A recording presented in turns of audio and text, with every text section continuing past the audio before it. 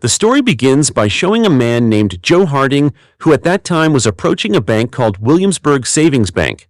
At that time, Joe wanted to consult regarding his pension fund, which he reportedly could not take anymore. The bank employee told everything related to how much interest Joe had to pay and how much mortgage Joe had. While consulting, it turned out that the Williamsburg Savings Bank was robbed by a group of robbers who used masks. They shot at the roof of the sky, which made everyone scared. Aside from the tellers, we invite you to lie down on the... Put it down! Trigger the silent alarm. Oh my God, what did I do? I followed... Hey! Finally, the three of them managed to steal $1.6 million. Before they left, one of the robbers approached Joe saying he actually had no intention of robbing Joe, but Joe just handed over his wallet and Joe gave the last money he had. But the robber refused because he still respected the elderly, whom young people should protect. Hearing that, Joe then accused the bank employees here of never respecting the elderly, so the robber approached all the employees and asked him to give all the money they had. After successfully robbing, the robbers told everyone to call the police within 90 seconds after they ran away. That's where Joe gives respect to the robbers, who apparently still have respect for parents. Then the story continues with Joe being interrogated about the robbery info and Joe comparing the way the police solve problems like in the movie. Then Joe's granddaughter asks about what her grandfather has gone through about the robbery, and Joe explains about the robbery he has seen. In the meantime, Willie Davies and Albert Garner are sitting around talking about the news of the robbery, and when they meet the two friends, Joe can't stop telling them about how the robbers acted. But the conversation has to stop because each of them suddenly receives an invitation to attend a union meeting. After that, they went to a meeting of the company they worked for. At the meeting, the director talked about moving all the assembly to Vietnam due to the high cost of operating in the USA, and all the employees of the company rejected it. Joe asked the director about the pension fund, and the director told him that the pension fund would be eliminated. Meanwhile, Albert, who also spoke to the director, said that their 30 years of hard work for the company was meaningless. Then they gathered back at the restaurant to talk about the pension fund that the director had eliminated, and afterwards their conversation continued talking about robbers using guns. They gathered again at Willie's house and they watched a television show together while commenting on the movie. Then, after they watched the movie, Joe decided to go home because Joe had to take his medicine. When he got home, Joe found a letter regarding negligence for being late in paying the mortgage for his house. The next day, Willie went to the doctor to check his illness, and he had to do blood pressure because the doctor said his kidneys were not functioning properly. After returning from the hospital, Willie immediately made a video call with his granddaughter and daughter, who gave him gifts because it was Willie's birthday. Indeed, Willie was quite happy with the gifts they gave, but still Willie needed their presents, so he asked his granddaughter to tell his mother that career was less important than family. On the one hand, Albert, who is accompanying his grandson to play saxophone, feels very disturbed because according to him, his grandson is not talented in playing music, therefore he will throw away the saxophone and support his grandson, who apparently wants to become a famous dancer. Then after that, Albert went home to his house, delivered by Anna, who is one of his friends. Meanwhile, Joe, who had nothing to do, finally preferred to pick up his granddaughter. At first, his granddaughter refused because she felt that she was 14 years old and could go home by herself. But Joe explained that their neighborhood was too crime-prone. Then Joe's granddaughter showed the results of her biology exam, where she got a pretty good score for her size in school. In the evening, Joe, Willie, and Albert decide to have dinner together at the shelter for the elderly. And while eating the food, Joe and Albert wish Willie a happy birthday. They still remember the day of Willie's birthday, and they also give gifts to Willie. It turns out that not only Joe and Albert remember Willie's birthday, Milton and his colleagues also wish him a happy birthday by bringing him a cake.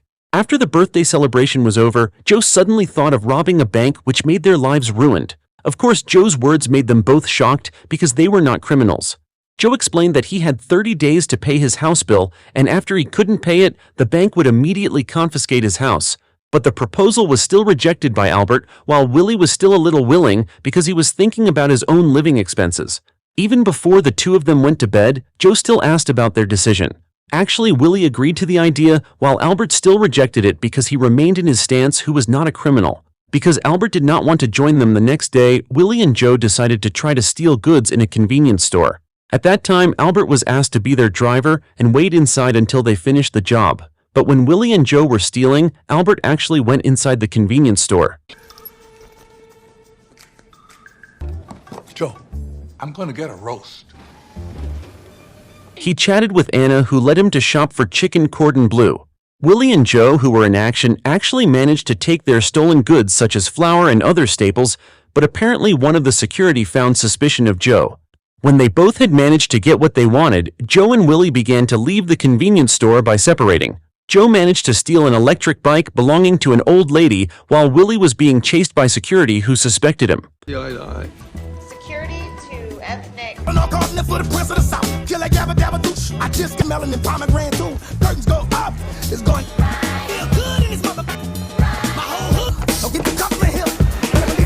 Because of fear of being caught, Joe then immediately told Willie to get on the basket of the bicycle, and they fled to the streets. Although the electric bicycle was running very slowly, but the two of them were quite smart. Willie sprinkled the flour on the streets, which made it difficult for the security who were chasing the two of them to catch up. But even though the two of them managed to escape in the end, they were caught when a bus made them unable to move again. Then the three grandfathers were immediately called by the convenience store security. He showed CCTV footage related to the actions of the two of them. No words came out of Willie and Joe's mouths about their actions stealing in the store. The shopkeeper explained that he might be the two of them in the next decades, but he would not do anything stupid like what they did. Willie and Joe are welcome to steal anywhere as long as it's not in Value Town. Because the goods were returned and they were just a group of elderly people, the security did not take the case to law and allowed them to return home. Because he was annoyed by the behavior of his two friends, Albert decided to leave the two of them, which finally they both had to walk home. And before going home first, Willie asked if Joe had a criminal acquaintance. It so happened that Joe knew a criminal, and then Joe immediately took Willie to a house owned by a man named Murphy, who was his former son-in-law. Joe knew Murphy cultivated marijuana for health purposes, and Joe considered it a crime. Then the two of them expressed their request for help to Murphy to introduce them both to a bad guy who could help them rob a bank. At first, Murphy laughed very loudly, especially since they also wanted to taste marijuana, but in the end, Murphy told one name, namely Garcia. The next day, they gathered again at their neighborhood restaurant. At that time, they read a news story that reported that their pension funds were used for electricity payments.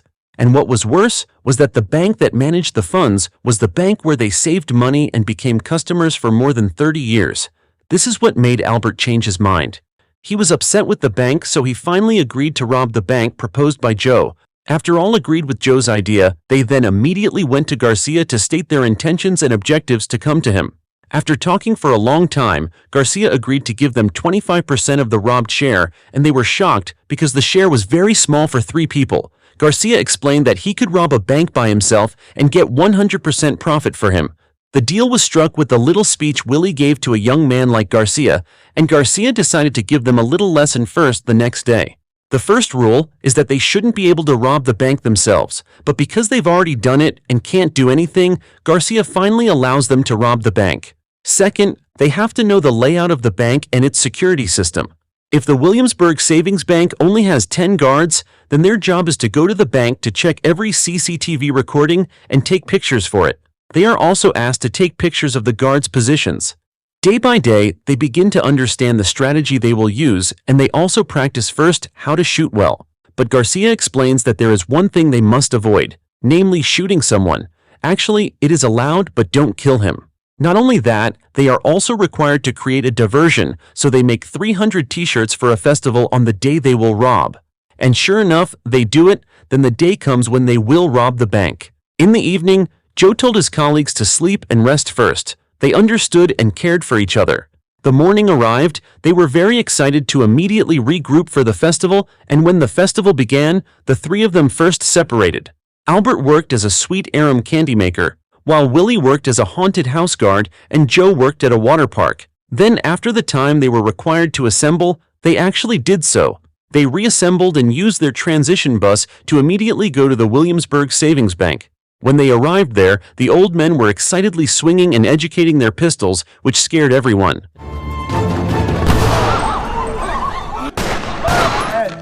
Hit the dirt, big guy! Of course, they did not forget their respective duties. They immediately asked the guard to immediately put the money in the bank into the bag they had prepared. While his colleague was working at that time, Willie approached a girl who wanted to hand over her doll, but Willie refused because he saw the girl like his granddaughter. When Willie looked down, he suddenly had difficulty breathing, so the girl opened the mask that Willie was using a little, But luckily, Willie's colleagues immediately covered Willie's face. After all the money was put into the bag, they asked to count from 90 to 0 to call the police. Finally, the three of them had their dream of robbing successfully realized. They immediately celebrated by partying at an expensive restaurant, and they were willing to pay for the most expensive menu in the restaurant. But just as they were walking to their respective homes, Willie suddenly lost consciousness, and it turned out that his kidney disease was getting worse. The next day, Willie immediately received treatment at a hospital. Albert and Joe did not forget to visit him, and even Joe offered his kidney, even though Willie knew Joe's kidney was very bad. Day after day, everything went well. It seemed that they were happy with the money they had. But the police did not stay silent. They immediately cooperated with FBI agents to track down the robbers of the Williamsburg Saving Bank, until finally they found a clue from CCTV footage showing the face of Willie. Sure enough, their main target was Willie, who was in the hospital, and after that, they targeted Albert and Joe, who were watching a baseball game. Finally, they were caught and questioned for the disappearance of $2.3 million in the Williamsburg Saving Bank. Each of them turned out to have their own reasons. Albert admitted that he was at the festival for hours in the bathroom, and then he guided karaoke, while Willie admitted that he focused on guarding the haunted house because on that day the ride was very crowded, and Joe also admitted that he was too long guarding the water ride because on that day the visitors were also very crowded. Because they did not get strong evidence, the police tried to gather more evidence, including CCTV footage from Valuetown. After that, all the elderly in the city were gathered. Even the girl who opened Willie's mask was invited to choose who the grandfather she saw was. But it turned out that the girl was lying. She said she had never seen any of the three of them. So finally the case was closed.